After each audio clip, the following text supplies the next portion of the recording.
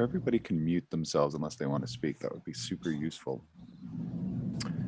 So I'm going to screen share. Just been processing Sue Buckthorn berries this morning, so I'm still pulling out thorns out of my fingers. All right. Okay, I may just mute everyone. Seems like, there we go. Awesome. All right. Question number 1. Kim Dorman, New Jersey, USA. What would be the best way to share information about something that might be of mutual interest? Yeah. E.g., the Princeton Environmental Film Festival is happening October 12th to 24th. Most films are available for the duration and worldwide, with the exception of Bring Your Own Brigade, which is restricted to US viewers, and Manzanar Diverted, When Water Becomes Dust, which is restricted to New Jersey. All events are free. Okay. Well, what I'll say is I will make a discussion board on our discussion board that's just, we'll call it open discussion. And if anybody wants to share resources or reach out or make some groups, last year or the year before, we had a German student who had been homeschooled, and he was very interested in indigenous microorganisms. And so he created his own conversation. And so we did this here. So open discussion. We'll stop that screen share. I'll share the other screen. Call it open discussion. Feel free to share events or ask questions about non-course related material. Then we will save and publish. And then we'll go to our discussion page.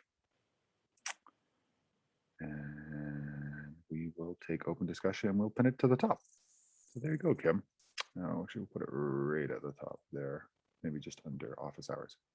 Great. Share screen, we'll go back to the questions.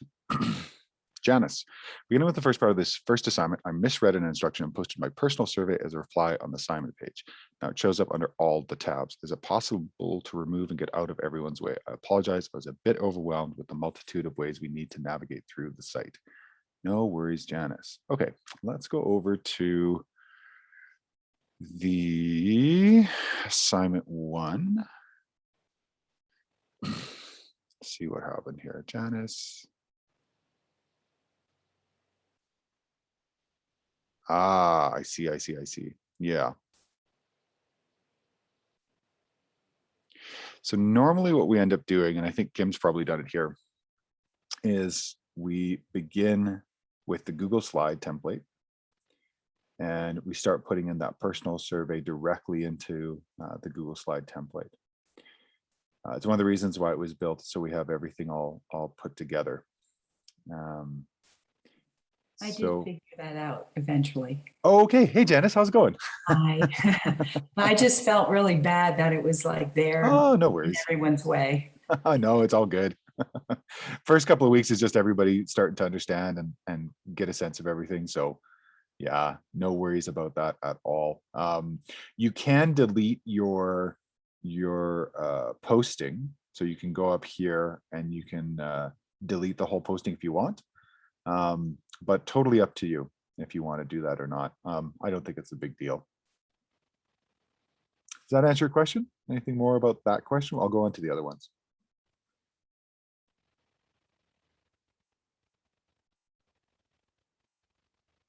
That's fine. Thank you. Yeah, the other ones. Okay, awesome. Next. It seems there are more than 30 screens to find, collect, research, navigate through all the material that's needed to complete the assignments correctly. When design site flow myself, I know it will appear to be very logical to those constructing it, and it does appear the flow will become second nature as we go on. But at the beginning, for the user, the time factor to learn this could be a deal breaker with the course. My concern is I'm still navigating and finding resources that I didn't see until now. I'm doing the tutorials and realizing later that there was something on another page I hadn't seen or considered. I feel like I don't even know what I don't know yet to ask questions, and it's not even about the course material. That part is exciting. Okay, did you have a question about that or just wanted to voice the concern? Well, the questions are below that. Okay. I just wanted to preface the question. Gotcha. It seems you cannot fall behind by even one assignment or lose 20 points to receive your certificate. If the first assignment puts a student behind, there's no margin for error from then on. Can you offer some guidance about this learning curve, creating a time constraint on the first assignment? Yeah, interestingly enough, this offering of the course is the first time where all the assignments have 2 weeks instead of 1 week. So there's already extra time for these assignments as it stands this way. If you do fall behind, it's totally fine. Work on the assignments and submit when you can. If it's super behind, if it's like 3 or 4 weeks, I may not have the time to give you feedback on it, but I'll definitely grade it. And truthfully, I'm not a stickler for, I don't know, maybe they changed it this time. Is there marks that are lost if you're late? That would be new for me as a grader. It says you cannot fall more than 2 weeks behind.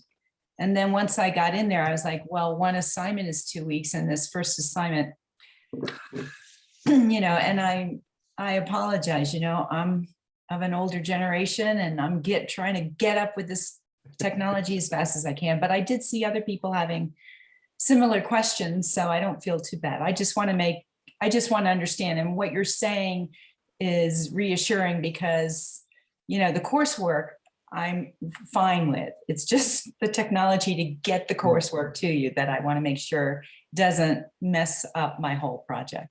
Totally. Yeah, I hear you.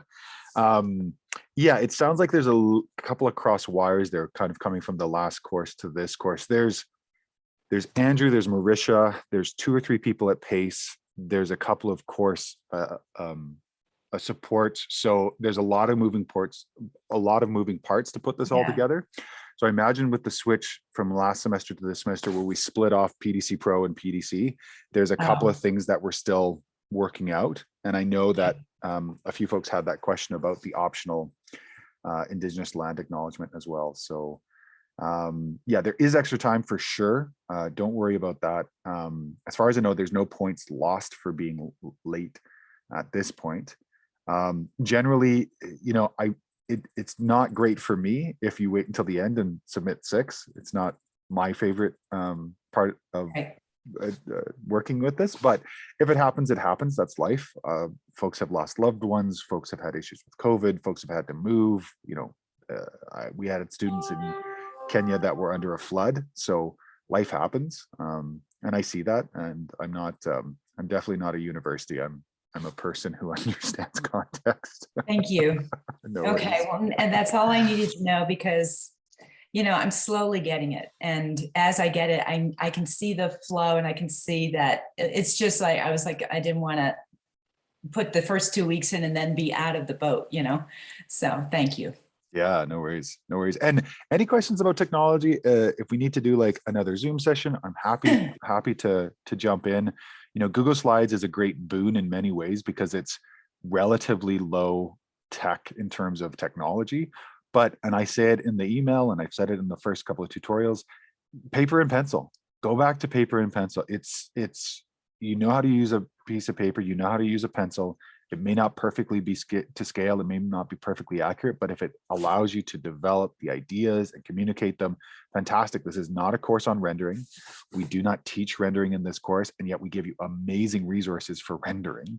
And that's mostly my work, because I wanted to create a template that anybody could step into. And I have colleagues, I have mentors who I pass the template on to and are blown away with how plug and play it is. So it's a rarity in the space to have something that complete. But at the same time, moving little things around that don't have perfect layers and just move forward and back is time consuming and tedious. Yes. and hair pulling out. So pen and paper, use transparencies, use vellum, use plastic sheets if you want to. I still do all of my work on pen and paper, albeit digitally with an iPad, and still use paper on the field. So really want to support everybody to just do what's easy, and feel free to play. If you go digital one assignment, you're like, I want to try drawing on the next, fantastic. You're not taking this course to then go out into the field and be a professional designer at the end of it. As Bill Mollison said, the end of a PDC, the only thing you can say is that you've taken a PDC. We don't know the level of ability or conversation or anything like that. So yeah, just kind of want to put people's fears at ease there. Thank you. Yeah, you're welcome. And last question, to ask any upcoming questions about this site navigation between these Zoom meetings, make sure we haven't missed something in a timely manner. Should we ask you during your office hours, or is this something to post on Andrew's discussion page as I've seen thus far? So a couple of ways to ask me questions. If you have a direct question about an assignment coming up, feel free to email me via Canvas, or feel free to email directly at Javan at All Points Design. I should put some of this down here actually. So Javan at allpointsdesign.ca. So let's put this in priorities. So first, send me a message on Canvas, or if it's for a resubmission assignment, which I'll get into in a second, in reply, or email me directly at Javan at allpointsdesign.ca. If it is a specific, like, quick tech question, as Andrew's pointed out in the emails this week, you can feel free to email him. I know more about Google Slides than anybody should ever know about Google Slides, so I'm happy to pass on what I know. But those are kind of the two main things. And yeah, ask any questions that are up that way. Does that answer all your questions? Yes, it does. Thank you so much. Oh, no worries. Phew, I'm good. Drop the stress. Yeah. Adult Okay. learning's fun. Adults learning super fun, because I was just describing this to a teacher friend of mine. With adult learning, you don't get the same level of it's not quite entitlement, but there's a level, especially when it's public education or free, where it's like, sit back and teach me. I worked in the public system a little bit, and so there's a lot of motivated people, including yourselves, and it's just great to have so many people in this world. This is my 58th PDC, and man, Wow. I love doing this work. So awesome. Thanks, Jess. Thank you. Lindsay from Saskatchewan. Hey, Lindsay. Our winter will be here very soon, which means snow that will affect doing site surveys. Is it advisable to try and get ahead just in case? Yes. It is. There's a couple of assignments that are really important to take note of. And the first and the foremost is the soil course, or the soil assignment. So I'm going to move Zoom around here so I can see the top. I'm going to go back to the PDC Pro, and I'm going to use LKs because it's up. So climate, not necessary. Base map, not necessary to go ahead. Climate, client, not necessary. Challenges, not necessary. Sector, you may want to.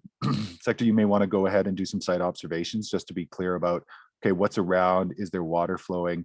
Especially in fall, ideally the best time to observe a site is during spring freshet, which is the word we use when all of the water melts that was either solid, solidified, precipitate, be it in sleet or snow or ice, or when your wet season comes into your site, if you're in the tropics or subtropics, or when you get flash floods, when you're getting into arid and dry. So in each of these climatic zones, there's a different place, but basically when the water is falling is the best time to go and observe water on your site.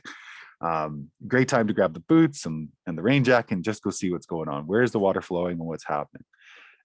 So that's a really important piece. And with the sector map, we just want to know wildlife, pollution, views, summer sun, all that good stuff. But really that water aspect would be the one.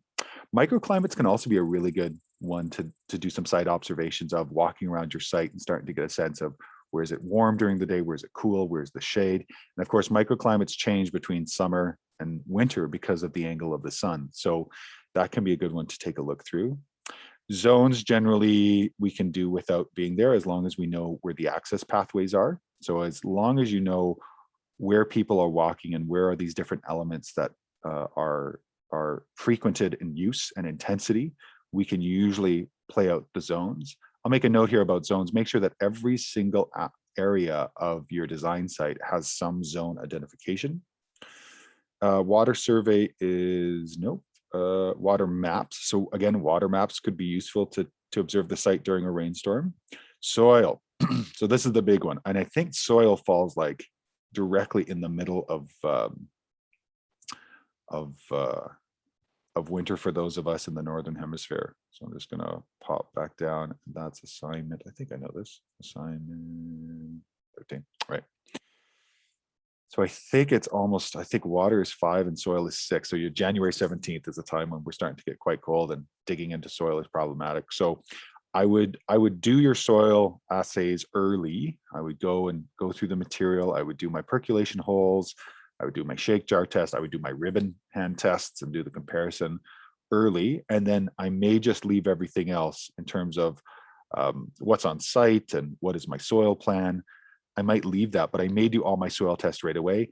Now, there's one thing you need to know about it is, okay, why am I doing my soil test and where and what's the reason for it? So you may not be there yet, but doing a couple of different soil tests on areas where, oh yeah, that's where I think a garden could go, or I'm worried about that soil because it's denuded and barren. We had an issue with, we've had an issue for years with hunters cutting our fence and then coming into our land, and basically it means that we can't pasture our horses on the extra.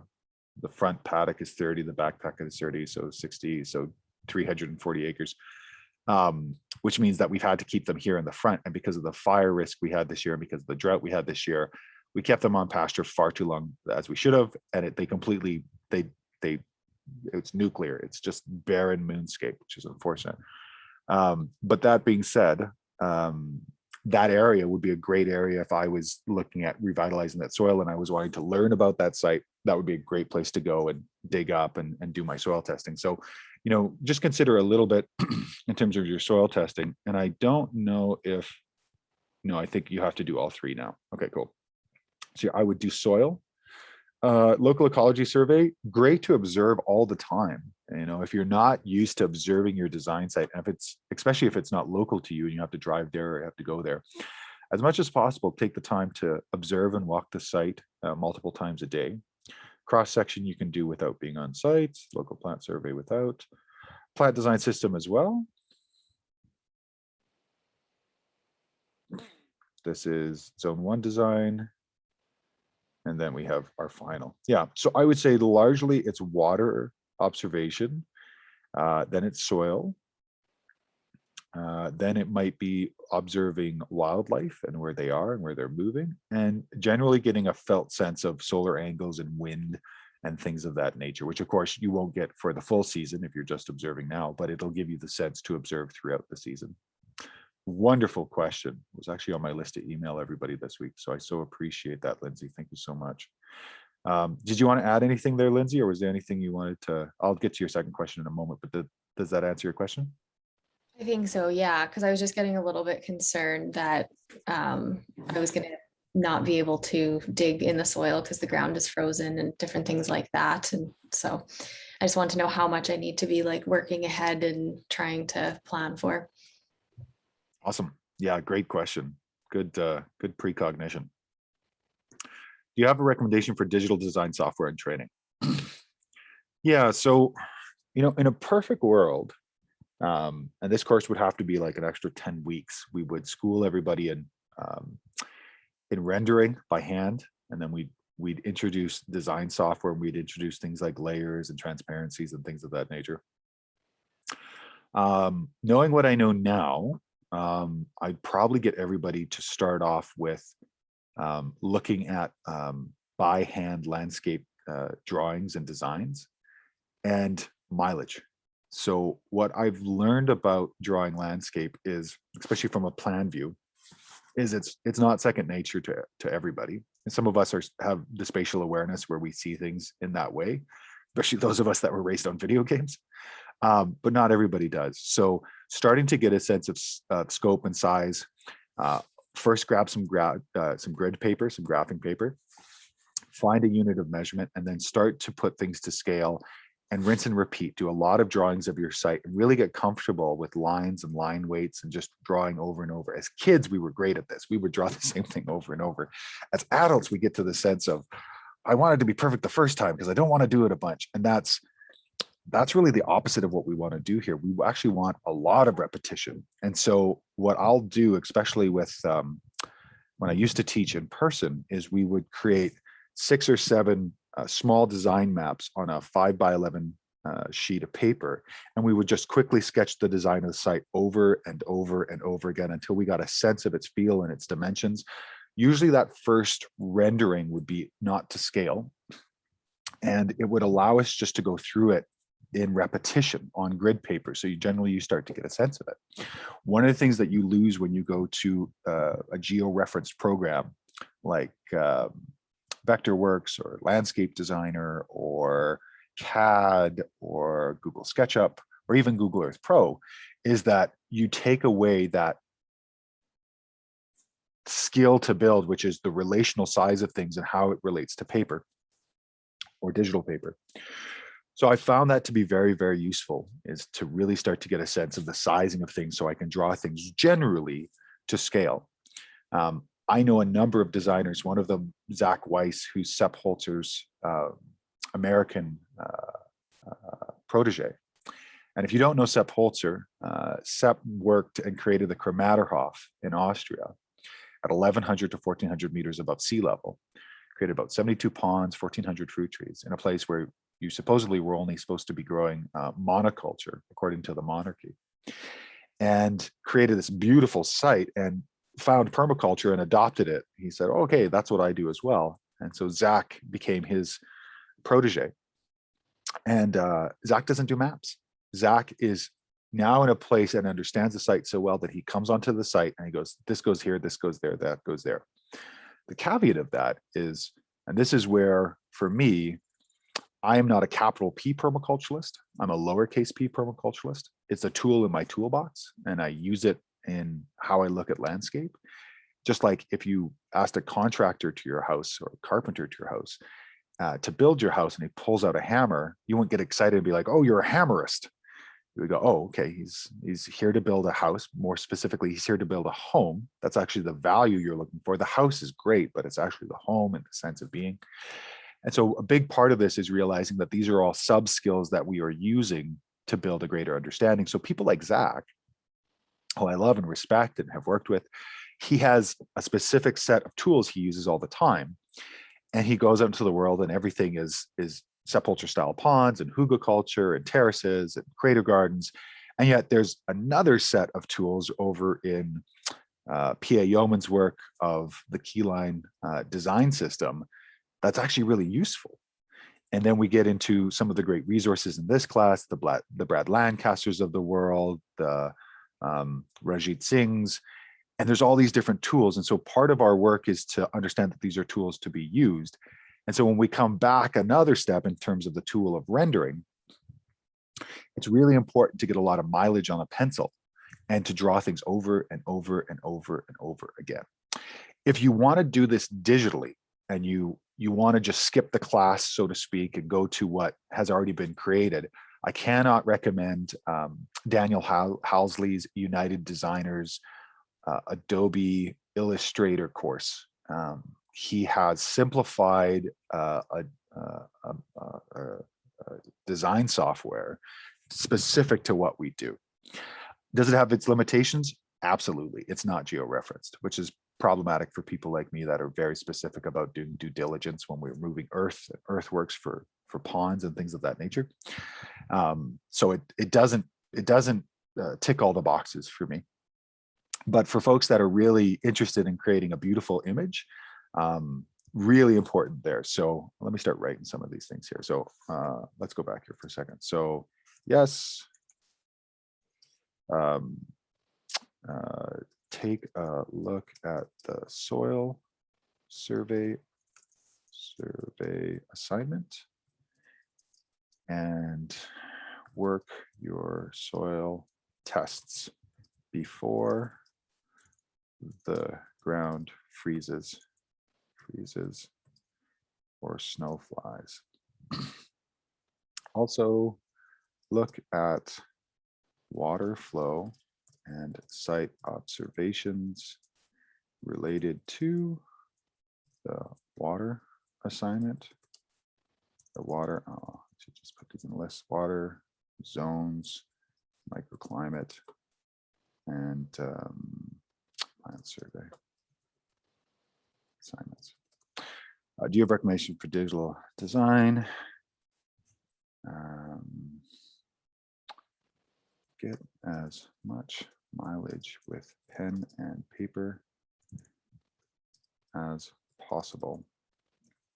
Work with drawing out your site in miniature over and over, and then upscale.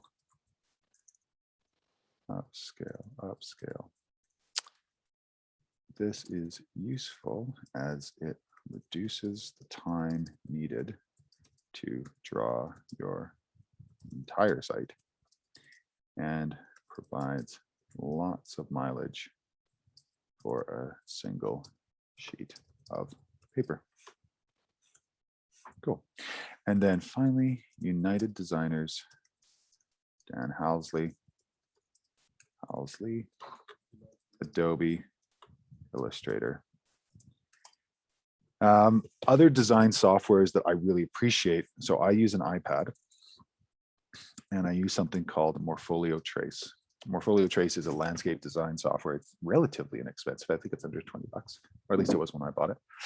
It's georeference. You can bring in terrain directly from Google Earth and bring it in, and then you can work with it. What I like about it is that I can also bring in a photo and I can reference the size. So if I know generally the size of a house, or pardon me, the span of the side of the house, I can enter that in, and now everything inside that is georeferenced. It is a landscape design piece of software. The tutorials finally last year and the year before are phenomenal. And if you're like me and if you like filling your social media feeds with things that are uplifting and educational, there's some phenomenal Instagram folks that work in Morpholio Trace. A lot of Russians do, and seeing what's possible there is pretty amazing. In terms of other design software, there's an entire free service with Inkscape and GIMP, which is really wonderful. And also I use Google Earth Pro, the desktop version, which is actually a little bit hard to find. They just switched it. So I'm going to do another tutorial on that pretty quick and let people know where they can find that. I really like using Google Earth Pro because it allows me to georeference things. It allows me to use different types of applications, especially if you're in iOS. iOS is quite easy for this. There's a great application called GPS Kit. And GPS Kit, I think it's 13, 14 bucks, probably more expensive now. But you're able to go around, take photos and take notes, and it georeferences, and you can import that into Google Earth Pro and put it underneath a site visit folder underneath your folder structure in Google Earth Pro. And so you can go back to certain areas and they pop up georeference. And when you click on them, they show you that vantage point. So I do this a lot with clients as I teach them how to become situationally observant within their site and then to take photographs for their own reference. We just came from a client I'm working with close by here who 25 years ago, the previous owners had 10 seeds of sea buckthorn, Hippophae rhamnoides, planted it, and now they have a thicket because the birds and the bears have all taken that material, they've eaten that material. Of course, when birds fly, they lose weight and they drop a little fertility packet, which has all the seed in it and all of their feces. And same with bears. And now there's just an impenetrable thicket of sea buckthorn. If you know sea buck, you can get thorns up to 2 inches. So in situations like that, I'm teaching them to go and take referential photos and to get a sense of the size and scope. So that way, when I'm teaching them how to prune back and harvest, which is one of the same with sea buck, they can get a sense of size and scope and also get a sense of what's changed over time. One of the things that we suffer from is landscape amnesia. We give a lot of our memory skills and we give a lot of our referential skills to digitization. Oh, we'll put that into a note or we'll take a photo, but we don't actually have to sit and visually take in a landscape. And so part of this is actually reinvigorating some of those long-term memory engrams that we've seemingly lost in terms of the way that this works. Other types of digital design software and training I'd recommend. You know, Dan's really good. I think Dan's done a phenomenal job. He started with pencil and paper and then he moved to digital. He still teaches pen and paper, which is fantastic. Jesse Bloom has put together a few tutorials, which are pretty good. We're talking about developing more tutorials as well, but I would say that. And if there's any specific questions like, well, how do I do this? Feel free to bring them to this conversation or send me directly, and maybe I'll start producing some tutorials, because you don't have to be a perfect landscape drawer, designer, or architect or technician to do this work. I know many people who use crayon to prove the point. Is that what you're looking for, Lindsay? Does that answer your question? That helps. Yeah. I just had one other sort of maybe kind of related, like when you go out to a site and you need to be able to like position the trees, like where whatever's currently existing, and you're starting to like draw that. Do you need to like start measuring it all out, or like what's the best way? Because the site that I'm using is not my own, it's close by, so I can access it easy. But I'm just wondering if I have to go out there and do a lot of things in a short period of time just to make my time efficient, like how do I go about mapping it out like properly spatially? Okay. Yeah, great question. So what I'd recommend is I would print off the most recent aerial photography that either your local municipality has, and normally, not normally, what do I want to say? Sometimes your local municipality will contract aerial ortho mosaic photographs, and they're usually yearly. And so that can be the most up to date. I think things will change as Google creates partnerships with potentially SpaceX or others, and we start to get real-time data on the Earth. If you don't have that, then go to Google Earth and pull the most recent photos. Now, Google Maps is not as recent as Google Earth Pro. I'm not sure why, but in Google Earth Pro, you can pull the most recent photographs, to the point to where I was just having a good fit call with a potentially new client, and they had just cleared 3 of their 10 acres, and they said, oh, it hasn't updated in months. And when I went to Google Earth Pro, it had updated every 2 months for their site. So I would go there first. I would then print off a site image, probably reduce the transparency or the brightness to about 50 or 75%, so that way I could draw over top of it. And then what I would do is I would start to, if there was anything I couldn't see on there or couldn't then measure, because of course when you print off of Google Earth Pro, there's a scale that allows you then to scale with it. I would then go with a couple of long measuring tapes, or with a walking measure wheel, and then pace out or measure out. So pacing can be a great way of learning how to measure with you don't have measuring tape. And so I know that when I stretch my gait, I get to a perfect meter. And I know exactly how that feels in my body, because after 11 years of doing this, I've learned to pace myself so that way I can get to a measurement that I can multiply easily. So that just means putting out a measuring tape, starting at one end and walking back and forth, and getting a sense of how many 10 steps relates to how much measurement. From there, I now have a sense of generally how I walk, and I've taught myself over the years to gait to a meter when I'm doing measurement, site measurement, and generally I've got that relative nature. If you're trying to measure the height of trees, and if you move forward to the cross-section assignment, there's tutorials in that show you how to measure the height of a tree by using an inclinometer, which you can make just out of a protractor, a piece of string, and a bob. Because what happens is you get a sense of the angle, and if you know the distance from you to the tree, you can use some very simple trigonometry and you can get a sense of the height of the tree. So that's another way to do that. Other ways to do it, especially if you're trying to get a sense of height differentials, you can just go the easy way, which is, okay, generally looking at this landscape, the water's flowing this way, the water's flowing this way, the water's flowing this way. And if you move ahead to the water assignment, water flows at right angle to contour, always. Contour is a same elevational line that runs across a property that we place there. It doesn't exist in nature, but we place there at certain intervals to get a sense of how does the landscape look like, so we can take a look at it on a 2-dimensional sheet of paper with a bird's eye plan view. If that's all you have, great. if you have contour data, fantastic.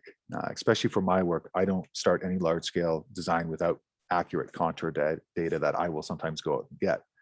But if all you have is just generally the slope goes this way, and we know that that's the way the water flows, enough of those flow arrows will give you a sense of generally where water flows and generally what you'll want to put where.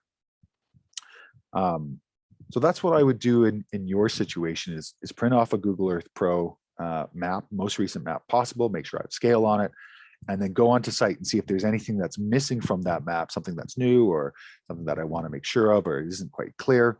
Then I would go in and I would start to draw over top of it. I would draw out the circles of the canopy of the trees, and you can grab a small couple of dollar stencil, circle stencil or oval stencil from either Staples or from, I've seen them in dollar stores as well. Go out with a clipboard with it and draw out the circles, get a sense if the sizing of it matches up. So going from drip edge to drip edge, and okay, it's about 4 meters, and then coming back to your paper, yep, it is about 4 meters, and that's a way to check. Couple of things that people miss is they miss where the water spouts are around the house. They miss where the doors are. Doors are really, really important because they're access points to the garden. And if we don't necessarily put the quick access food besides the door, people don't go and get it.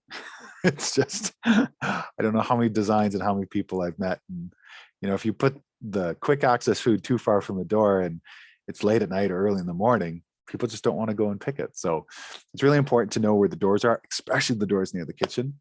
If you are an aesthetic designer, which I recommend everyone become, it's really important to know where the windows are. It's really important to know what's the vantage that we're looking at. This client I was just onboarding the other day, they have an elevational drop of about 50 to 60 meters, 120, 130 feet. And they have denuded their landscape, and now they need to worry about wind breaks. But at the same time, they really like their view that looks out over the ocean. And so a big part of what we're going to be doing is placing trees at a certain height, at a certain elevation, so that way the top of their trees are the certain height, so that way they don't obscure their view of the ocean. Now, that's where things like cross sections become really, really important. And I'm a geek about cross sections because they teach me so much about a landscape, but it's important to get a sense of that site and scope. What else do I want to say about that? Site percentage trees, how do you measure all of that? Yeah, I would say that's what I would do if I was in your situation. Does that answer your question, Lindsay? Yeah, that gives me some places to start. Thanks. Yeah, no worries. And I have lots of questions. If you go out and it doesn't work out great, and you have some problems, just drop me an email and we'll sort it out, or bring the question to the next Zoom Q&A.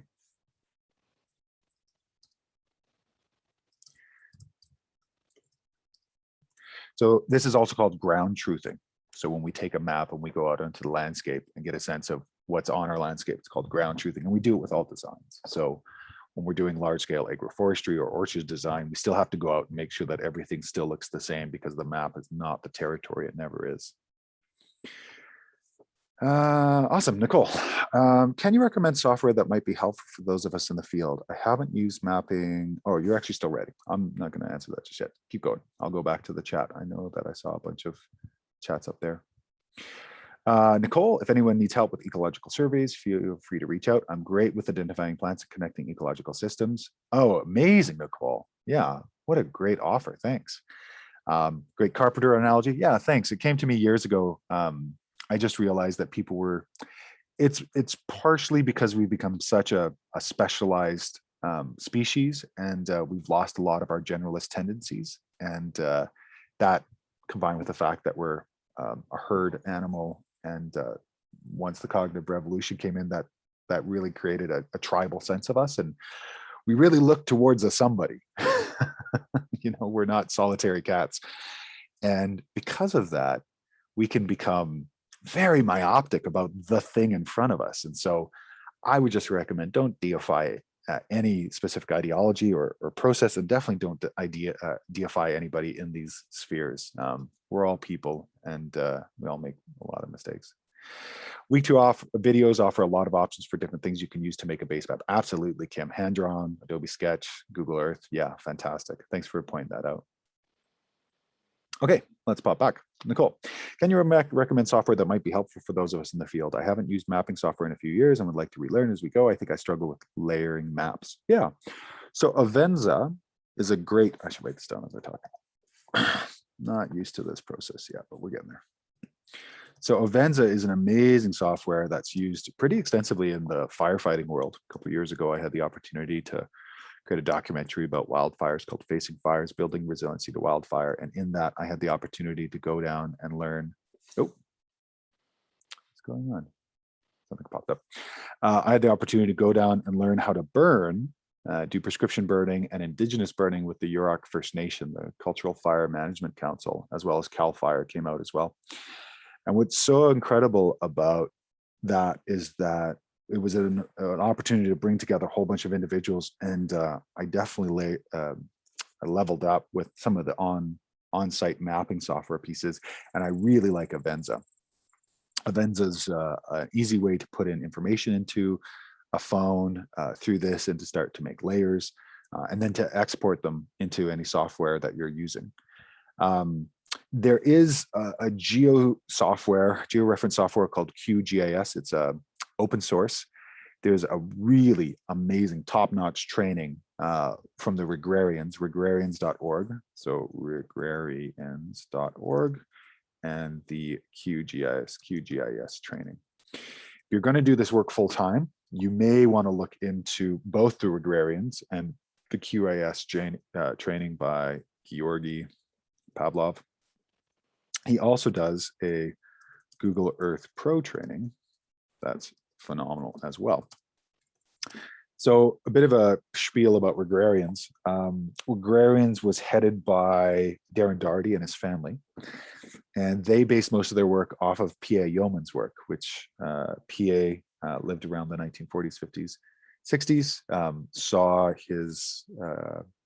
saw one of his properties burned to the ground. He lost his brother-in-law, and realized after years of being a geological assayer and watching specifically the Chinese and the way they created dams up high, that there were some incredible places within a landscape that he called key points, where the slope went from steep to less steep. And at that point, that inflection point, that's where water had a chance, especially if it had sand, silt, and clay in saturated or in solution, it had a chance to slow. And once you start to slow water that is turbid and has a lot of particulate in it, it slows, and those particulates have a chance to drop out. The thing is that with the anatomy of a raindrop, when that raindrop falls on barren earth, it will break up the sand, silt, and clay. It'll just explode it and break it up and put it into solution. And as it flows down landscape, especially if it's barren, as a lot of our landscapes are with clear cutting, that then creates a lot of erosive capacity because it picks up speed, which is one of the things we try to work against in a lot of our design. We're trying to sink, spread, and slow down water. But once you get to that inflection point, it then slows, and almost immediately after that, and this is a difference in all landscapes, but you get a sense of it over time, he called the key point. So it's not at the inflection point, it's just after downslope within a primary valley, which is the primary drainages of landscapes. Then it starts to come out. And as PA called it, there were these beautiful points of implementation where he would start to put in dams.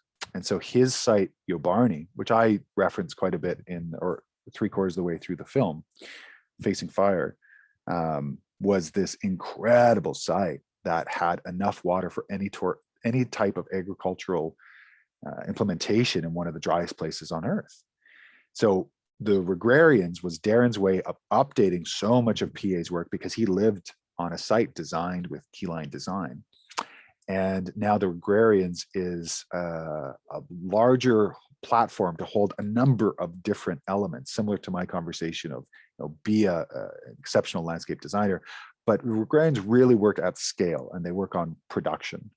They're not necessarily home scale base or urban base. It's really about large scale agroforestry, large scale water harvesting.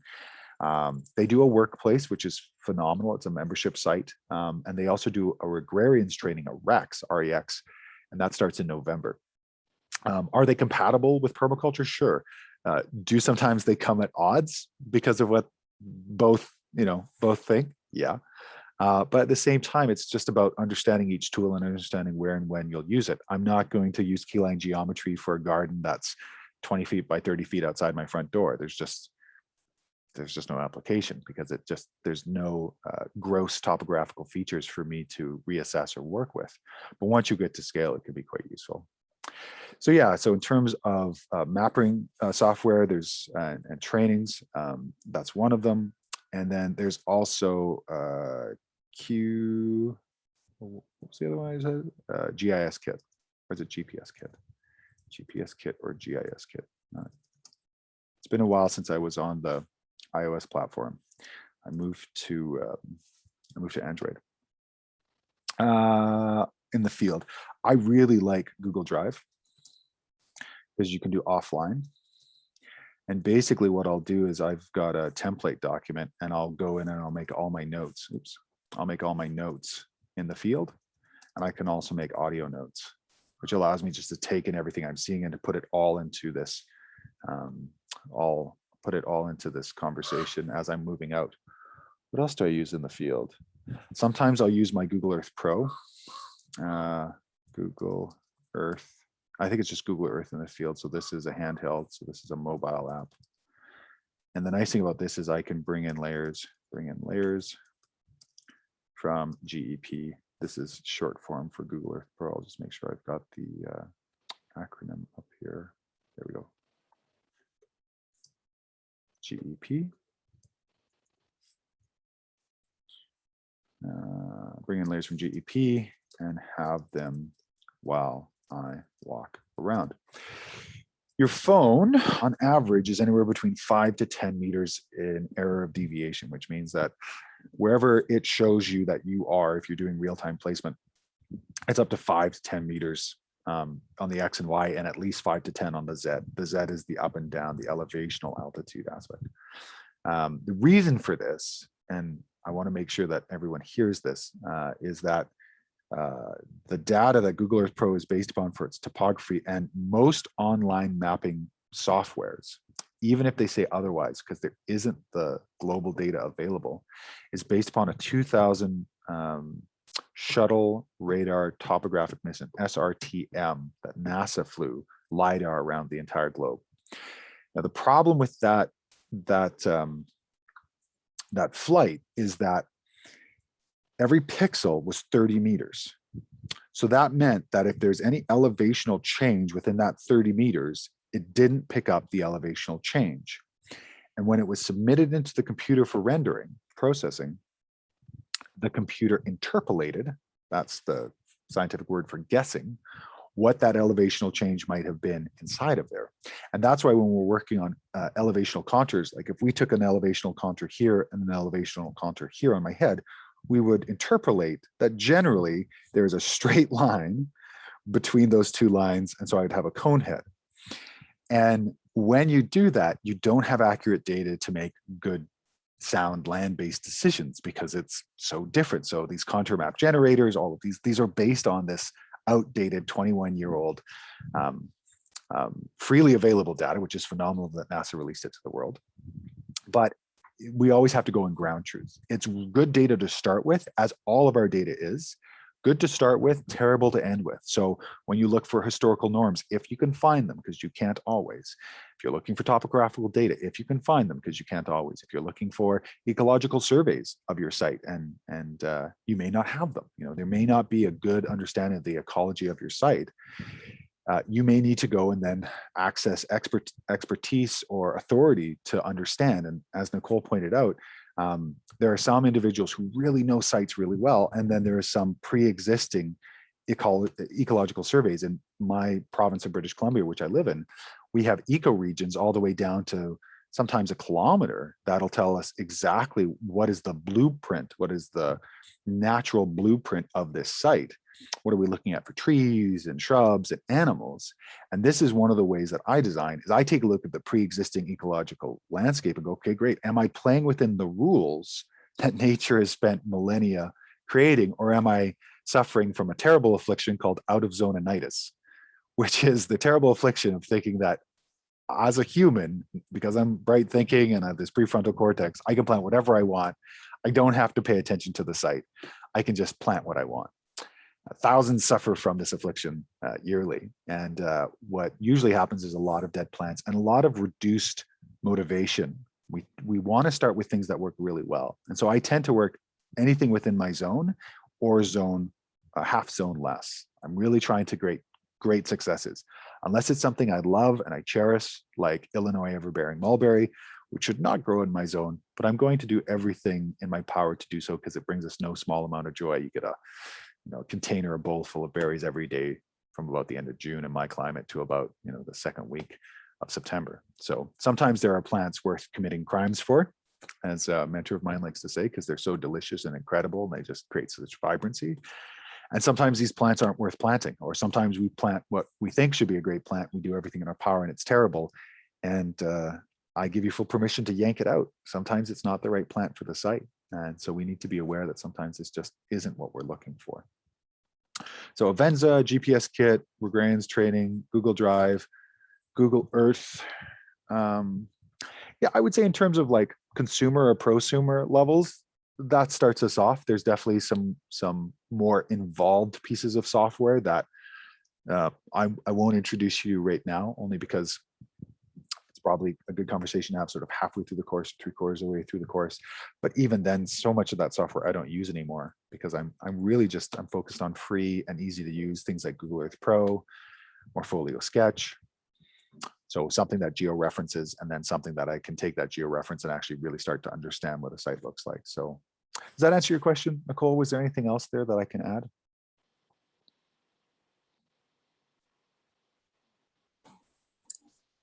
Hi, can you hear me? Yeah. Cool. Yeah, thank you. That did answer it. Yeah. It's just I'm refamiliarizing myself, and I just was wondering if there's like anything new or just like even different I could be checking out. Totally. Are any of those new to you? Yeah, the Avenza is, and I feel like the Regardian sounds familiar to me, but it's been a long time since I've actually used these. So Okay. yeah, it's exciting to get back into it. Awesome. Great. I'm going to check the chat and see if there's any other new ones. Nope. Okay. All right, folks. Last call for questions. Anything else that folks want to chat about? I'm more than happy to take the last 7 minutes and just advise folks on the next assignments or take that conversation in. Whatever folks want.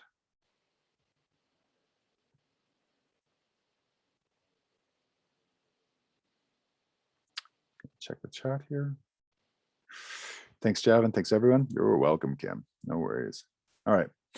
So I'm just going to go back to kind of round out our time here. Back to Chrome. Oh, Chrome restarted. That's what happened. All right. That's fair. Oh, it's really unhappy.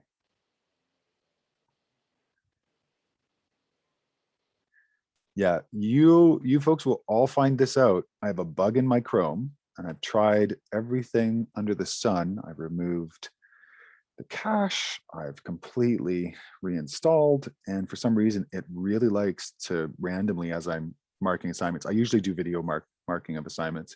It'll send me to a wholly new page, which I'll just quickly come back to. It hasn't been embarrassing yet, thank goodness, but it can happen, and it's really frustrating. So I will try yet again to make this work. So I'm just going to pull up that first assignment. I think it was Kim's again. Great. Okay, awesome. So where people fall down in the first couple assignments, just kind of take a moment here, try and make sure that you do your best work so we all move forward, is they just don't answer questions. If you don't answer all the questions, then for me, I have to mark you as tardy on the rubric. And yeah, see, there we go. Knew it would happen. Doctors Without Borders, random. Trying again. So just make sure you answer all the questions. If you don't, I'll note it in the rubric and I'll say you can resubmit. And what I mean by that is, let's say there was something that I wanted Kim to resubmit. I'm not saying she will, is that she would hit reply and she would say, hey, Javan, made the changes. And what on my end, when I see these on my end, what'll happen is when it comes up, there will be a number of things that have been shown to be unread yet. So like lesson 1, I've got 21 that I haven't read, and I'll go through and I'll make sure I read everything. Sometimes it's your commentary or your questions to each other, which is fantastic. It's the best way to get value out of this course. But that alerts me to the fact that there might be something I need to take a look at. And then I'll go through and say, oh yeah, Kim resubmitted. And sometimes you'll want to re-put on or relink your assignment. But if it is the same assignment, you can just say, hey, I changed it, same link as above, because of course, Google has a rolling change. Design site. So yeah, this is fantastic. She's done a great job here. Gives me a sense of the macro to the micro. So she gives me the country. She gives me generally where it is in the country. She gives me the state. Oh yeah. Yeah, I would say that she could probably have put in the city just to give me a sense of the city where she is. So yeah, one more might have been all right. Not necessary. This kind of gives me a bit of it, which is nice. So that's fine. Gives me a sense of the site. It's awesome. No, this is exactly what we're looking for. Climate survey, you may or may not find all the information you're looking for. That happens. We don't always find what we need. Just make sure to put in the URL and the access date. I will wear my voice out trying to tell everybody that, but it's important for us to be accurate in what we source. Information changes on the internet, and so we want to be as accurate in authorship and credibility as possible. Once you get to the base map, things that people miss quite a bit is they miss their water spigots. A lot of people don't want to put the downspouts in at the beginning. I highly recommend you do. A lot of people don't want to show the shape of the roof and the different ridges. Highly recommend you do. A lot of people don't want to put in their doors and the swing direction of the doors. Highly recommend you do. Windows, if you got time, great. It'll be very useful to talk about views, because there's this idea when you get to sectors of like the view outside the house, but there's also the view inside the house. This is about increasing quality of life and living a better life. This is just about creating a system. So that view corridor can go really well. The two things I'll point out here is that sometimes the shape of your site and design site and how it ends up on the slide will necessitate having a horizontal title bar instead of a square title bar, because you'll want more space for your legend. So just be open to the fact that you may want to have two, and then over time you may want to switch back and forth. So that's why I included this here, to have both. Having grayscale is really useful when you get to some of the overlays like zones and microclimates, because we want to generally know what we're looking at. But then having that overlay as a transparency or have some change of opacity is great to see the change and the difference. So I put all these together because I felt it was really important here. And then base map overlay. So if you haven't already, making sure that what your base map is not dependent on the orthomosaic photograph. What do I mean by that? I mean that when you take away this image right here, that everything that is here is directly available to me. And when I was speaking with this student, what was missing was that there was a lot of ground cover change. So we didn't have all of that. We also didn't have the pathway system. So we really want to make sure that your design site isn't based upon the aerial. We want to make sure that when we remove the aerial, all the relevant data is there for us to work with. And there'll be a number of you that you just won't see it, and I'll point it out and you'll need to add it in. But that's exceptionally useful. If you do include contours, make sure to label your contours on the outside. Don't put them internally, because it can become cumbersome. And work with a coloration that allows you to see them, but not become predominant. No purples, no fuchsias. If you're doing something like this, white or gray or light yellow can be great, because you can focus on it and then you can move away from it. That can be very, very useful. Make sure to completely fill out the SWOT. Remember that the top is internal. So what are the internal strengths of the site? What are the internal weaknesses of the site? And then external. So what are the opportunities with what's going on internally? Well, we could do this idea, or this might be valuable, or what are some threats externally to the site? And that final conclusion is usually where the critical thinking happens. And we've had really good feedback that folks really get a sense of this over the span of the assignments, but there's almost always a common complaint of, I'm saying the same thing over and over. Yeah, that's called design. You take a look at your site from multiple angles and multiple filters and lenses, and you keep coming up with the same conversation. Great. That's design. We go through over and over and over and over and over to come to that same conclusion.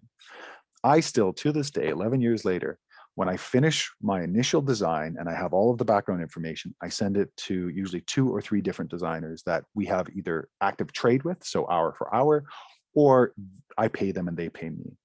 And why do I do that? I do that because the myopic nature of our own hubris can make us think that because we thought of it, it's an amazing idea.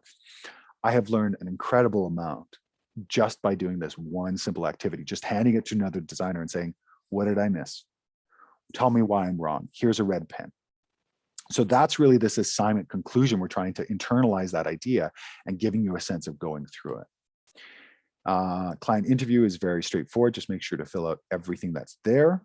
And really, as you start to get into prioritization, really get a sense of, the must-haves and the nice to haves, because the must-haves are really important to include into design and to understand about design. The last thing I will touch upon is this Q&A feedback column is site specific. So I think Janice had a question about further questions. This is a great place to put further questions specifically to your design site or a Google issue or something like that. Hey, I had a question, slide 36, this aspect, what is that about? I have a question about that. And basically, I can reference that directly in my videos. So that's a great way to use this. Big point here, if you're not using the Q&A sheet, delete it. Don't need it. Don't need to clutter up your portfolio. 2 more comments. Thanks for the heads up, Kim. Kim's leaving. Can I sneak in now and make those corrections? Yeah, no worries, Kim. It's going to be a couple hours before I get to marking. My day should actually be tomorrow because I have some company here. But yeah, fantastic. All right, everybody. Thanks so much for stopping in. It was great to see everybody's faces. So lovely. Love that etiquette. If you want to unmute and say so long, feel free to. And we will put this recording directly in that discussion. So I'll put all the recordings there. They will be open and live for the rest of the course and for people who follow the YouTube channel. And have fun. Have fun with the course. This is practice.